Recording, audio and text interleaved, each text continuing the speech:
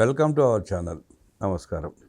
జగన్మోహన్ రెడ్డి ఈరోజు దేవరపల్లిలో పొగాకు రైతులకు మద్దతుగా వెళ్ళి అవాకులు చవాకులు పేరడం రైతులందరూ చూశారు. జగన్మోహన్ రెడ్డి 2020లో ముఖ్యమంత్రిగా ఉన్నప్పుడు మార్కెట్ ఇంటర్వెన్షన్ స్కీమ్ కింద పొగాకు మొత్తం కొంటామంటూ హామీ ఇచ్చి ఆ రైతులను ఎలా మోసం చేశాడో చూసాం.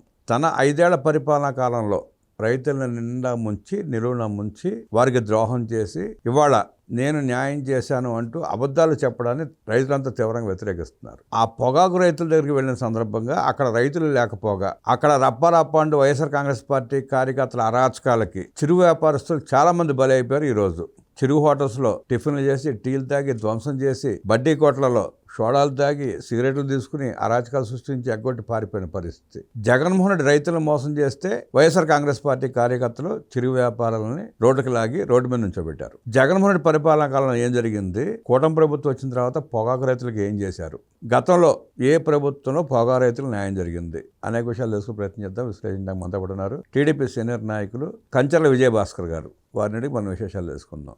నమస్తే సార్. నమస్కారం.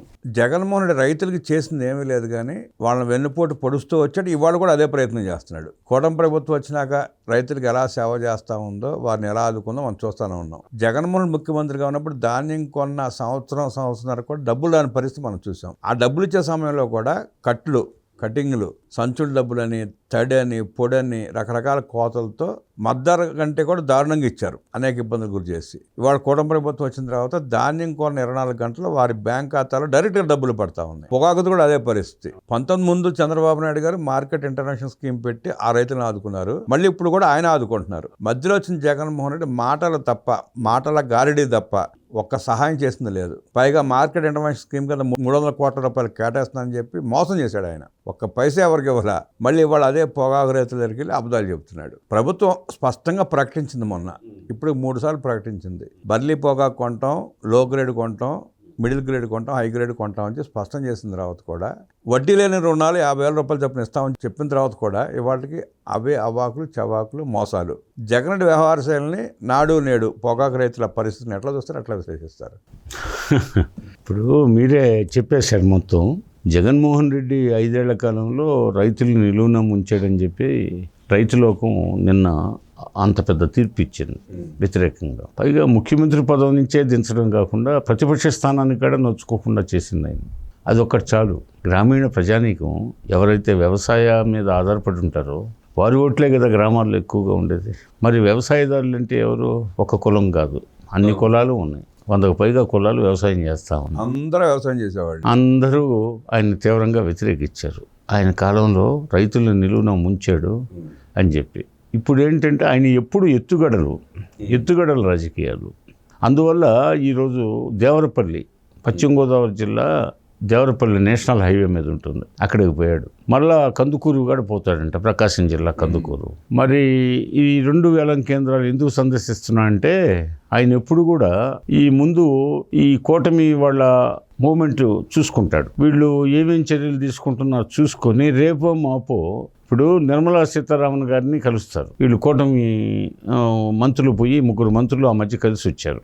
ఆమె నిర్మలా సీతారామన్ గారు ఆ మధ్య మన పల్నాడు నరసరావుపేట ఏరియాకి వచ్చిపోయింది. అప్పుడు కొన్ని సంప్రదింపులు చేశారు. ఆమె ఢిల్లీ రమ్మంది. 3 మంత్రులు పోయారు, కూటమి ప్రభుత్వ మంత్రులు. అదేవిధంగా చంద్రబాబు నాయుడు గారు ఆల్రెడీ మాట్లాడారు. ఆయన సూచనల మేరకు మరలా ఢిల్లీ రమ్మంటే ఢిల్లీ వెళ్ళారు. అక్కడ జిఎస్టీ తగ్గించాలమ్మా, జిఎస్టీ ఒక 30% ఎంతో వేశారు. మరి ఆ జిఎస్టీ తగ్గించకపోతే ట్రేడర్స్ ఏం చెప్తున్నారంటే, వ్యాపారస్తులు, మేము కొంచెం తగ్గించుకోవడానికి కారణం జిఎస్టీ పెంచారు.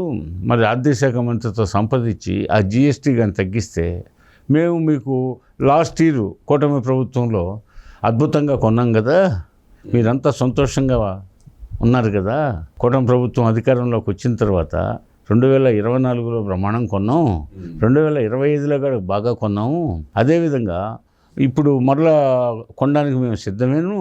కొంచెం జిఎస్టీ ఉన్న పడాన మన బడ్జెట్లో ఒక 30% పెరిగేటప్పటికి, చాలా పెద్ద పర్సెంట్ పెరిగేటప్పటికి మాకు గిట్టుబాటు కాదని ప్రధానంగా చెప్తున్నటువంటి విషయం. సరే, దీని మీద చంద్రబాబు నాయుడు గారు మాట్లాడారు. ఆ తర్వాత నిర్మలా సీతారామన్ గారు మంత్రులు డెలిగేషన్ పంపించముంది, వాళ్ళు వెళ్ళారు, మాట్లాడారు, తగ్గిస్తామని చెప్పారు జిఎస్టీ. అది అమల్లోకి రాబోతుంది. అది ఆయన దృష్టిలో పెట్టుకొని ఇదంతా జగన్మోహన్ రెడ్డిని పెద్ద ప్రపంచ నాయకుడు విజిట్ చేసాడో లేదో ఆ భయపడిపోయి బెంబేలు ఎత్తిపోయి రాత్రి ఇవన్నీ మారిపోయినాయి. అంతా ఈయన ప్రతాపం. జగన్మోహన్ రెడ్డి లేస్తే మనిషి కాదు, చూడు ఆయన చూస్తేనే భయము అని నలుగురు అనుకునే విధంగా మామిడి రైతులకు సంబంధించి అట్లాగే చేస్తాడు. లేకపోతే ఇంకొక మిర్చి యార్డుకు పోయి అదే చేస్తాడు. ఇలా అతను ఎత్తుగడలు మనిషి. ఎత్తుగడలు, కుట్రలు, కుతంత్రాలు నిరంతరం. ఆయన 5 ఏళ్ల పాలనలో చేసింది ఏంది? ఎత్తుగడలు, కుట్రలు, కుతంత్రాలు, ఆ కేసులు మాఫీకి కావలసినటువంటి సన్నాహాలు, పోతే అదేవిధంగా ప్రత్యర్థుల్ని సంహరించడాలు, ప్రత్యర్థుల్ని అణగదొక్కడాలు, అక్రమ కేసులు బనాయించడాలు, పోతే ఢిల్లీలో ఉండే CBI 11, ED 7 కేసులు, 18 కేసుల్ని ఏ విధంగా తప్పించుకోవాలనే ఎత్తుగడలు, పన్నాగాలు, చర్చలు. అదేవిధంగా మిగిలిన సమయాన్ని వచ్చేసి ఆ కాస్త కూస్త ఉండే మిగిలిన ఆ పుణ్యకాలాన్ని కాస్త దోపిడీకి ఉన్న మార్గాలు, స్మగ్లింగ్ ద్వారా ఏ మార్గాలు ఉన్నాయి, పోతే ప్రభుత్వ శాఖల్లో ఏమేమి ఆదాయ వనరులు ఉన్నాయి, వాటిని ఎలా కొల్లగొట్టాలా. ఆయనకి టీమ్స్ ఉంటాయి. అంటే మనకి వైద్యుల దగ్గరికి పోతే, హాస్పిటల్కి పోతే సూపర్ స్పెషాలిటీకి అన్ని విభాగాలు ఉన్నట్టు ప్రభుత్వంలో అనేక శాఖలు ఉంటాయి. ఈయన కొన్ని టీమ్స్ ఉన్నాయి. దొంగల ముఠ శాఖ ఒకటి, దొంగ మూట, ఒక్కొక్క టీంని అరేంజ్ చేస్తాడు. ఆ వ్యవసాయ శాఖలో దండుకోవడానికి, దోచుకోవడానికి ఏమున్నాయి, అదేవిధంగా మున్సిపాలిటీలో ఏమున్నాయి, R&Bలో ఏమున్నాయి, అట్లాగే పంచాయతీరాజ్లో మైనర్ ఇరిగేషన్లో ఏముంది, మేజర్ ఇరిగేషన్లో ఏముంది, పంచాయతీరాజ్లో ఏముంది, అదేవిధంగా హోంశాఖలో ఏముంది, ఇలా అన్ని శాఖల్లో ఏమేమి ఉన్నాయి వెతకమంటాడు దారులు. వాళ్ళు వచ్చి చెప్తారు ప్యాలెస్లో కూర్చున్న తర్వాత మీరు ఈ విధంగా చేయండి, మీరు ఈ విధంగా చేయండి అని సూచన చేస్తాడు. ఈయన ముఠా నాయకుడు కాబట్టి ఆయన డైరెక్షన్లో వీళ్ళంతా చేస్తారు. అందువల్ల వీళ్ళంతా కేసులు ఎదుర్కొంటారు. ఆ కార్యక్రమాల్లో భాగంగా కొంతమంది అధికారులు బలైపోతారు. అమాయకులైన నిరుద్యోగ కుర్రోళ్ళు ఆ టీమ్స్లో పెట్టి, అంటే గతంలో టైగర్ నాగేశ్వరరావు టీంలో చాలామంది చేరుతూ ఉండేవాళ్ళు. వాళ్ళు మరణిస్తున్నా, లేకపోతే వాళ్ళు జైలు పాలైనా, మరలా వాళ్ళు ఏదైనా ఇతర కారణాలతో మానుకున్నా మళ్ళీ కొత్త టీమ్స్ని రిక్రూట్మెంట్ ఉండేది. ఈయన రిక్రూట్మెంటు చేసుకుంటుంటాడు. అలా ఈ అన్ని శాఖల్లో దోచుకోవడానికి గల అవకాశాలు పరిశీలిస్తా అట్లా కాలం గడిపాడు. ఇప్పుడు అవన్నీ చుట్టుముడుతున్నాయి, ముసురుకుంటున్నాయి. అందుకే నువ్వు మహాప్రభు, నువ్వు పాలకుడుగా కాదు, ఏలిక్గా మాకు వద్దు, నీ ప్రతిపక్షంగా లేకుండా ఇస్తాం తీర్పు అని ఇచ్చారు. అదేవిధంగా అంటే ప్రతిపక్షం లేకుండా తీర్పు ఇచ్చారంటే రాజకీయాల నుంచి నిష్క్రమించు, నీలాంటి దరిద్రుడు ఉంటే ఈ రాష్ట్రం అధోగతి పాలు అవుతుంది, అంధకార భూయిష్టం చేసేసాం, 30-40 ఏళ్ళు వెనక్కిపోయింది మా రాష్ట్రం, అభివృద్ధి పదంలో నంబర్ 1గా ఉన్న రాష్ట్రాన్ని నీ హయాంలో GDP పూర్తిగా తగ్గిపోయింది. చంద్రబాబు నాయుడు గారి టైంకి నీ టైంకి ఉన్న GDP వ్యత్యాసం ఎంతో చూసుకో మహాప్రభు అని చెప్పేసి పోతే 11 మందికే పరిమితమైంది ఆ పార్టీ. అది కూడా లాస్ట్ మినిట్లో ఈ కూటమి సీట్ల సర్దుబాటులో కొంత ఆలస్యం జరిగి కొంచెం అభ్యర్థులు తిరగడానికి సమయం చాలక ఒక 5-6 సీట్లు ఆ విధంగా కోల్పోయారు. లేకపోతే 4-5 సీట్లు వచ్చుండే. ఇది పరిస్థితి. ఈ పరిస్థితిలో ఇప్పుడు మళ్ళీ కొత్త ఎత్తుగడ ఈ రైతుల్ని ఆకర్షించాలా. గతంలో అక్కడ పోయాడు, టమాటా రైతుల దగ్గరికి పోతాడు, ఒకసారి మామిడి రైతుల దగ్గరికి పోతాడు, మిర్చి యార్డుకి పోతాడు. అదేవిధంగా పొగాకు రైతులకు సంబంధించి ఇప్పుడు దేవరపల్లి అన్నాడు, మళ్ళీ ఏదో డేట్ ఇచ్చున్నాడు కందుకూరు. ఎక్కడికి పోయినా మాత్రం ఒకటేగా, ఆయన ఎక్కడికి పోయినా కూడా లాండ్ ఆర్డర్ అదుపు తప్పాలా. లాండ్ ఆర్డర్ అదుపు తప్పితే కారు కోతలు, సొల్లు కోతలు. అంటే ఆయన ఉద్దేశం ఏంటంటే భారత రాజ్యాంగం ఆయన ఒక్కడికే మినహాయింపు ఇండియాలో. తెలుసా మీకు? వాస్తవం కూడా అదే జరుగుతూ ఉందిగా. భారత రాజ్యాంగం భారతదేశంలో నాకు ఊహ తెలిసినప్పటి నుంచి అనేక ఎన్నికల పరిణామాల నుంచి నేను చిన్ననాటి నుంచి గమనిస్తున్నాను. ఏ రాష్ట్రంలో ఆఖరికి నార్త్ ఈస్ట్లో ఉండేటటువంటి మారుమూల అటవీ ప్రాంతాలు, కొండలు, గుట్టల్లో ఉండే రాష్ట్రాల్లో కూడా అవినీతి లేదు. పోతే ఇప్పుడు అక్కడ త్రిపురలో ముఖ్యమంత్రి దశాబ్దాల పాటు పాలించాడు, అవినీతి లేడు. ఇది CPM ముఖ్యమంత్రి. అదేవిధంగా బెంగాల్ జ్యోతిబస్ ప్రభుత్వం, అవినీతి లేదు. అదేవిధంగా మీరు చూసుకోండి, మీరు రాజస్థాన్లో చాలామంది ముఖ్యమంత్రులు చేశారు, హర్యానాలో చేశారు, పోతే ఉత్తరప్రదేశ్, ఉత్తరాఖండ్, పోతే అదేవిధంగా ఛత్తీస్గఢ్. భారతదేశం అంతా రాజ్యాంగాన్ని అనుసరిస్తూ ఉంది. ఒక జగన్మోహన్ రెడ్డికి మాత్రం నాకు వర్తించదో, నేను ప్రత్యేకం, ఈ దేశానికి నేను ఒక్కడనే వారసుని, ఈ దేశానికి ఒక్కడి నాయకుడు అని ఫీల్ అయిపోతాను. నన్ను ఒక్కడిని అతి మనుష్య శక్తిగా భావించండి, నాకు నోటుకు వచ్చింది మాట్లాడతాను, అన్పార్లమెంటరీ లాంగ్వేజ్. వ్యవస్థలు కూడా అలాగే జగన్ రెడ్డి ప్రత్యేకంగా చూస్తున్నాయి. అందుకే జాప్యం అవుతున్నాయి. కానీ ప్రజలకి అందరూ జవాబుదారే. ప్రజా న్యాయస్థానాన్ని మించిన న్యాయస్థానం లేదు. ప్రజాస్వామ్యాన్ని నిర్వచింపజేసేది ప్రజా న్యాయస్థానం. చివరికి ప్రజా న్యాయస్థానం అనేది ఎంత గొప్పదంటే చట్టసభల్లోని ఓవర్టేక్ చేస్తుంది.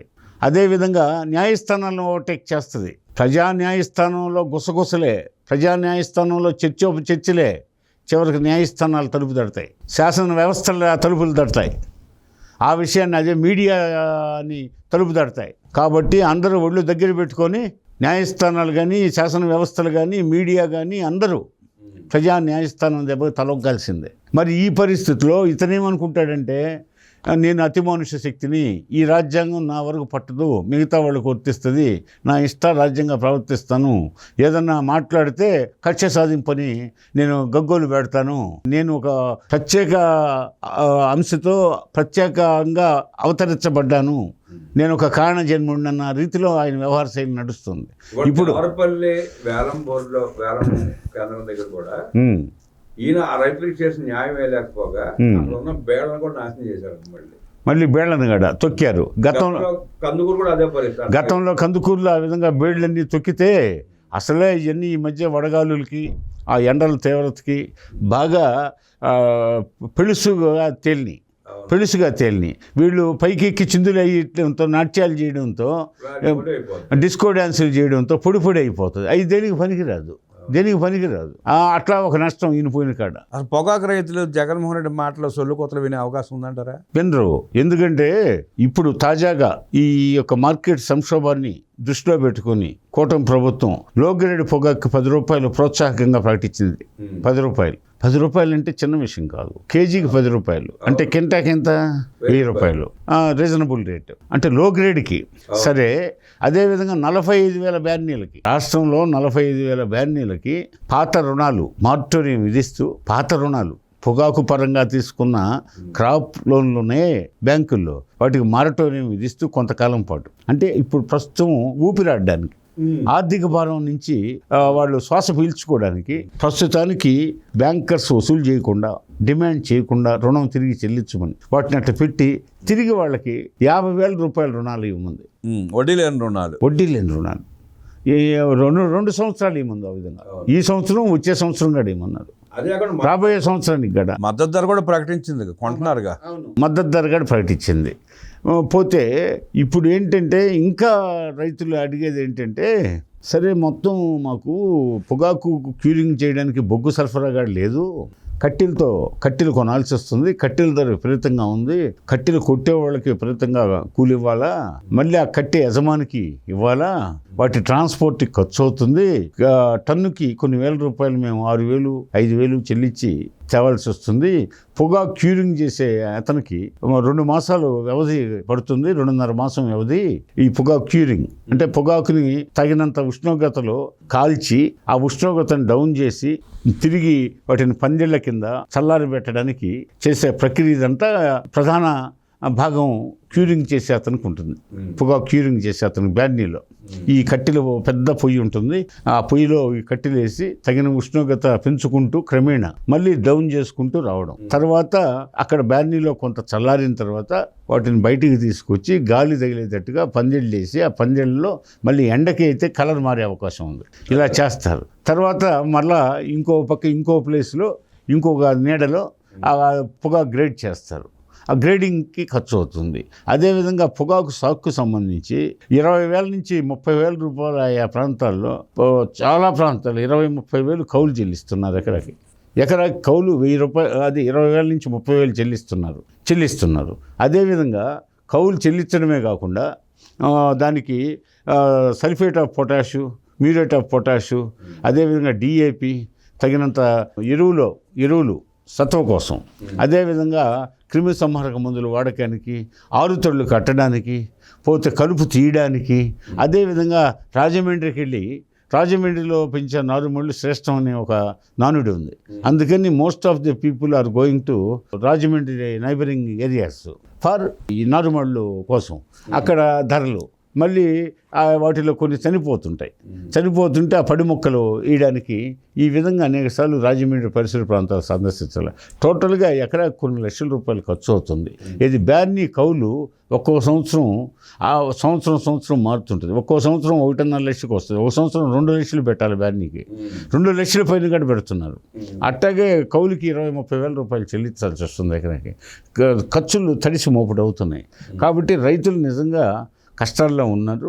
వారిని ఆదుకోవడానికి శతవిధాల ప్రయత్నం చేస్తున్న భాగంగా ఎన్టీ రామారావు గారు ఉన్నప్పుడు ఈ రైతులను ఆదుకోవడానికి టొబాకో బోర్డు పెట్టకముందు ప్రైవేటు రైతులు ఇష్టారాజ్యంగా కొనుగోలు చేసి పోతే తర్వాత రైతుల్ని డబ్బులు ఇచ్చే కాడ నిలువున ముంచి పారిపోయిన చరిత్ర ఉంది.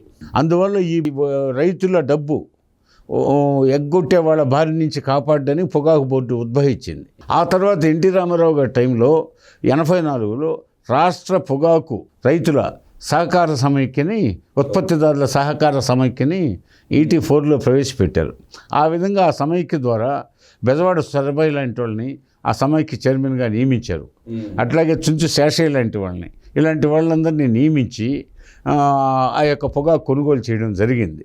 అయితే తర్వాత వచ్చిన ప్రభుత్వాలు 2004 తర్వాత వచ్చిన ప్రభుత్వాలు ఏ ఉన్నాయి? రాజశేఖర రెడ్డి గారి ప్రభుత్వంలో ఆ సహకార ఆ సమైక్య ద్వారా కొనుగోలు చేయట్లేదు, గాలికి వదిలేశారు. అది ఇప్పుడు కొంతకాలంగా ఎన్టీ రామారావు గారు రైతు సంక్షేమాన్ని, పొగాకు రైతు సంక్షేమాన్ని దృష్టిలో పెట్టుకొని పొగాకు బోర్డు ద్వారా కూడా ఆశించిన ఫలితాలు రావట్లేదని ఆ సమైక్యని, రాష్ట్ర పొగాకు ఉత్పత్తిదారుల సహకార సమైక్యని ఏర్పాటు చేశాడో ఆ సమైక్య ఆశించిన ఫలితాలు రాజశేఖర రెడ్డి ముఖ్యమంత్రి అయిన తర్వాత అది వికటించింది. ఆయన దానికి అది ఎప్పుడో ఎన్టీ రామారావు తెలుగుదేశం వాళ్ళు పెట్టింది కాబట్టి మేమెందుకు సపోర్ట్ చేయాలా, ఎన్టీ రామారావు గుర్తొస్తున్నాడు, తెలుగుదేశం గుర్తొస్తుంది కాబట్టి ఆయన దాన్ని పట్టించుకోలేదు. ఆ విధంగా సంక్షోభంలో పెట్టేశారు.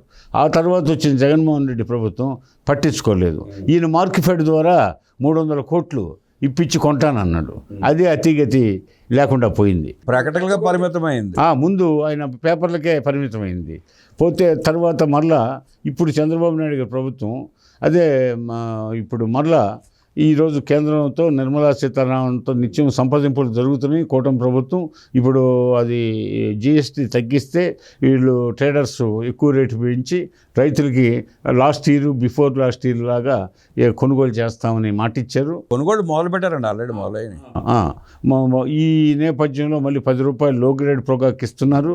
అదేవిధంగా 45,000 బ్యానర్లకి 50,000 చొప్పున వడ్డీ లేని రుణాలు ఇస్తున్నారు. అదేవిధంగా ఇంకా కొన్ని చర్యలకి ప్రభుత్వం సిద్ధమవుతున్నట్టు ఇప్పుడు మనకు అందిన సమాచారాన్ని బట్టి తెలుస్తుంది. పోతే 2015లో అసలు పొగాకు రైతులకి న్యాయం చేసింది ఎవరని మనం ప్రశ్నించుకోవాలి. ఇప్పుడు 2014-2019 మధ్య అమరావతి రాజధానిగా చంద్రబాబు నాయుడు గారి ప్రభుత్వం నడిచింది. అప్పుడు 2015లో FCV పొగాకు ధరలు తీవ్రంగా పడిపోయాయి, రైతులు నష్టపోయే పరిస్థితులు ఏర్పడ్డాయి. అయితే అప్పుడు సీఎం చంద్రబాబు నాయుడు గారు రైతు సంఘాలతో సమావేశమయ్యాడు. కేంద్ర వాణిజ్య మంత్రి నిర్మలా సీతారామన్ ఆ కాలంలో అప్పుడు ఆమెతో మాట్లాడి జోక్యం చేసుకున్నాడు. ఏంటి కేంద్రము రాష్ట్రము టొబాకో బోర్డుతో కలిసి ట్రేడర్లతో చర్చించి ట్రేడర్లతో అధీకృతంగా ఉత్పత్తి చేసిన మొత్తం FCV పొగాకును కొనుగోలు చేశారా, చర్యలు తీసుకున్నారు. FCV పొగాకుని కొనుగోలు చేశారు. అప్పుడు FCV పొగాకుని మార్కెట్ లేక కొనుగోలు లేక సంక్షోభంలో ఉన్నప్పుడు నిర్మలా సీతారామన్తో మాట్లాడడమే కాకుండా, కేంద్ర ప్రభుత్వంతో మాట్లాడడమే కాకుండా రాష్ట్ర ప్రభుత్వం టొబాకో బోర్డుతో కలిసి ట్రేడర్లతో చర్చించి ఈ అధీకృతంగా ఉత్పత్తి చేసిన FCV పొగాకుని కొనుగోలు చేశారా, చర్యలు తీసుకున్నారు. అది పెద్ద ముందడుగు ఆనాడు. అదేవిధంగా ఇవన్నీ దేంట్లో నేను పేర్కొనేది బిజినెస్ స్టాండర్డ్ వెలువరించినటువంటి అభిప్రాయాన్ని నేను మీకు చదివి వినిపిస్తున్నా.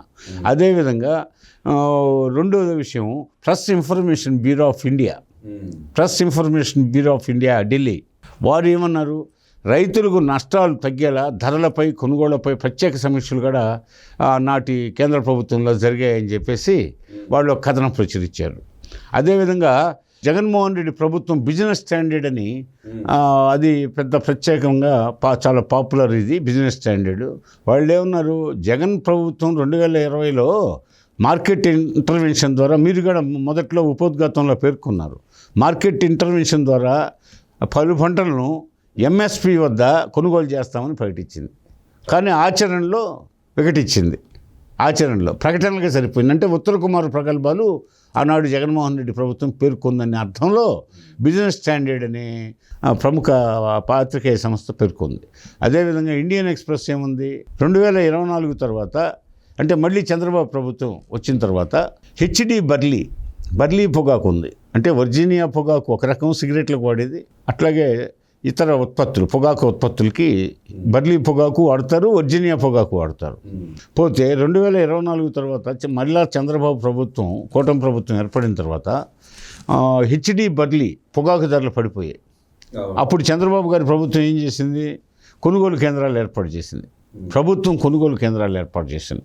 ప్రైవేటు కొనుగోలు లేకపోయినా ప్రభుత్వం కొనుగోలు చేయాలని నిర్ణయించింది. ఆ రోజు కొనుగోలు చేసింది ప్రభుత్వమే డైరెక్ట్గా మార్కెట్లో ప్రవేశించింది.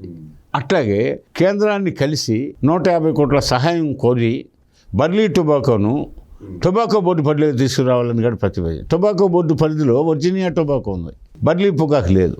ఇప్పుడు ప్రస్తుతం కేంద్ర ప్రభుత్వం ముందు ఇప్పుడు ఈ బర్లీ పొగాకు కూడా బాగా రైతులు పండిస్తున్నారు, దీనికి కూడా రక్షణ కల్పించాలా, దీన్ని కూడా టొబాకో బోర్డు పరిధిలో తీసుకురావాలని చంద్రబాబు నాయుడు గారి సారథ్యంలో కూటమి ప్రభుత్వం డిమాండ్ చేసింది. అదేవిధంగా ద టైమ్స్ ఆఫ్ ఇండియా పత్రిక 2014-19లో పొగాకు మార్కెట్ సంక్షోభ సమయంలో చంద్రబాబు ప్రభుత్వం కేంద్ర ప్రభుత్వం కలిసి, ఆ రోజు ఎన్డీఏ ప్రభుత్వం కలిసి ప్రత్యక్షంగా జోక్యం చేసుకొని రైతుల పొగాకు అమ్ముడయ్యేలా చర్యలు తీసుకున్నాయి. ప్రెస్ ఇన్ఫర్మేషన్ బ్యూరో మళ్ళీ ఏముంది, ప్రస్తుత సీజన్లో రుణాల చెల్లింపుపై మారటోరియం ఇచ్చి రైతులపై తక్షణ భారం పడకుండా చూస్తుంది ఏది కూటమి ప్రభుత్వం. మారటోరియం ఇచ్చి నాణ్యత తక్కువ అయినటువంటి లో గ్రేడు, ఆఫ్ గ్రేడ్ పొగాకు కిలోకి 10 రూపాయల ప్రోత్సాహకం, 45,000 బ్యానీలకు 50,000 రూపాయల వడ్డీ లేని రుణం, అట్లాగే బీమా సౌకర్యం, ధరలు మరింత పడిపోకుండా చర్యలు తీసుకుని రైతులకు నష్టం తగ్గేలా టొబాకో బోర్డుతో సమన్వయం చేస్తున్నారు. ఇప్పుడు అప్లికేషన్లు వెంటనే స్వీకరించి 2 నెలల్లో సహాయం పూర్తి చేసేలా కార్యాచరణ సిద్ధం చేస్తున్నారు. 2 నెలల్లో పూర్తయ్యేలా కార్యాచరణ. నాణ్యమైన పొగాకు ఎగుమతి అవకాశాలను మరింత బలోపేతం చేయడంలో కృషి చేస్తున్నారు. రైతులకు నష్టం కలిగిస్తున్న అధిక సాగును నియంత్రించి భవిష్యత్తులో ధరలు స్థిరంగా ఉండేలా చర్యలు తీసుకోవడానికి ప్రభుత్వం నిర్ణయంతో ఉంది. బర్లీ పొగాకుని టొబాకో బోర్డులో ఇప్పుడు దాకా లేని దాన్ని టొబాకో బోర్డులో చేర్పించబోతున్నారు. రైతు ప్రయోజనాల కోసం కేంద్ర చర్యలకు అదనంగా రాష్ట్ర ప్రభుత్వం ప్రత్యేక సహాయ ప్యాకేజీ అమలు చేస్తుంది. ఇందాక అనుకున్నాం 10 రూపాయల ప్రోత్సాహం కిలోకి. ఈ ఏడాది సంక్షోభాన్ని మాత్రమే కాదు, రాబోయే సంవత్సరాల్లో రైతులకు గిట్టుబాటు ధరలు వచ్చేలా స్థిరమైన విధానం కూటమి ప్రభుత్వం ఓ పాలసీ రూపొందిస్తుంది. ఈ విధంగా ఇప్పటిదాకా మనం అనేక విషయాలు ఈ పొగాకు రైతులకు సంబంధించి చర్చిస్తే ఆయన మాటలు జాస్తి, పని నాస్తి. ఆయన 5 ఏళ్ల పాలనలో పెద్ద హీరోలాగా నేను పోయించిన తర్వాత కదా ఇవన్నీ వచ్చినాయి అని చెప్పేసి జనాలు అనుకోవాలి. అందుకోసం ఈ కుటిల ఎత్తుగడలతో అక్కడక్కడ సంచరిస్తూ ఉంటాడు. ఎవరేమనుకున్నా ఆ పొగాకు రైతులకి ఎవరు న్యాయం చేశారో తెలుసుగా. పొగాకు రైతులు చాలా విజ్ఞానవంతులు. వాళ్ళు రాజమండ్రికి పోయి పొగాకు తెచ్చుకుంటారు. వాళ్ళందరూ పేపర్లు చదివేవాళ్ళే, టీవీ వార్తలు చూసేవాళ్ళే. కాబట్టి లోకం పోకూడదు ఏందనేది వాళ్ళకు స్పష్టంగా తెలుసు. ఈ జగన్మోహన్ రెడ్డి డ్రామాలు బాగా తెలుసు. కాబట్టి జగన్మోహన్ రెడ్డి ఎన్ని జిత్తులతో రైతు లోకాన్ని ఆకర్షించే విధానాలు అవలంబించినా ఆ రైతులు ఈ జగన్మోహన్ రెడ్డి లోపల ఎవరున్నారనేది మాత్రం వాళ్ళకి అనుభవానికి 5 ఏళ్ల పాలనలో వచ్చింది. కాబట్టి ఇక జగన్మోహన్ రెడ్డి పెట్టుకున్న ఆశలు నెరవేరు. జగన్మోహన్ రెడ్డి దేవరపల్లిలో కారు కోతలు కోసినా, రేపు కందుకూరు వెళ్ళి సొల్లుపురాణం చెప్పినా పొగాకు రైతులకి ఎవరు ఏం చేశారో, చంద్రబాబు నాయుడు గారు ఏం చేశారో, నాడేం చేశారో, నేడేం చేశారో స్పష్టంగా తెలుసని రైతు అనేవాడు జగన్ రెడ్డి నమ్మే పరిస్థితి లేదంటూ విశ్లేషించిన విజయభాస్కర్ గారికి ధన్యవాదాలు తెలియజేస్తూ నమస్కారం. నమస్తే.